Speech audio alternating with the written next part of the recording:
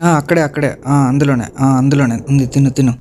Hello అక్వామ్యాన్, ఎప్పట్లాగే monster fish aquarium దగ్గరికి వచ్చి చూస్తే దానిపైన అంతా వాటర్ మార్క్స్ ఉన్నాయి. అరే ఏంట్రా ఇదని చెప్పి వెంటనే ఒక వాటర్ స్ప్రే తీసుకొచ్చి మొత్తం స్ప్రే చేసేసుకొని నీట్గా తుడవడం అయితే స్టార్ట్ చేశా.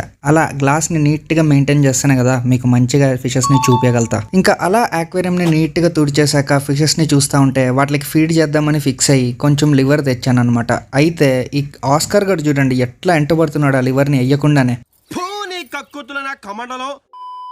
అయితే ఈ క్యాట్ ఫిష్ గాడు పరమ మొద్దు. మళ్ళీ మొద్దు అంటే భయం, ఎందుకంటే ఒకసారి మొద్దు అంటే మన ఎరవన్నాన్ని వేసేసాడు, గుర్తుందా? ఇప్పుడు మీరే చూడండి, ఇన్ని పీసెస్ వేస్తాను కానీ మన క్యాట్ ఫిష్ గాడు చూడండి అసలు ఎన్ని తక్కువ తింటాడంటే, అసలు ఏంటో వాడు అంత పెద్ద శరీరం ఉంది, అన్ని కళ్ళు ఉన్నాయి, అన్ని మీసాలు ఉన్నాయి, కానీ అసలు ఏది సరిగ్గా తినలేడు. చూసారా, ఆడు ఒక్కటి తిన్నాడు అనుకుంటా నాకు తెలిసి కరెక్ట్ గా. ఇంకా ఈ క్యాట్ ఫిష్ గాడి కోసం ఆల్రెడీ ఇంత లివర్ వేసినా మళ్ళీ లివర్ వేయాల్సి వస్తుంది. సరే అని చెప్పి మళ్ళీ వేస్తే మళ్ళీ వాడు తినకుండా అటేటో తిరుగుతున్నాడు ఎర్రి పప్పగాడు. ఇంకా మిగతా ఫిషెస్ అన్ని తినేసాయి ఆ పీసెస్. అయితే ఒక పీస్ మాత్రం వెళ్ళి ఆ కుండలో పడింది. ఆ కుండలోకి ప్యారెట్ గడ్ వెళ్ళి తిందాం అనుకుంటే ఆడేమో పట్టట్లేదు. ఇంకా ఫైనల్ గా క్యాట్ ఫిష్ గడే వెళ్ళి ఆ కుండలో పడిన పీస్ తిన్నాడు అనమాట. ఇంత పెద్ద బాడీ ఉంది కానీ మైండ్ లేదు వీడికి, ఏం చేస్తాం. అయితే ఇన్ని రోజుల నుంచి మన క్యాట్ ఫిష్ గడు మన దగ్గరే ఉన్నాడు కానీ వీడికి అసలు పేరు పెట్టలేదు.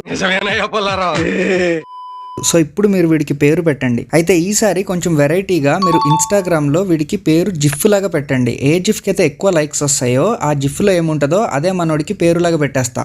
హాబీలో జాయిన్ అవ్వడానికి సింపుల్ గా సబ్స్క్రైబ్ కొట్టి పెట్టుకోండి. నేను మీ రఘురామ్ రాజా.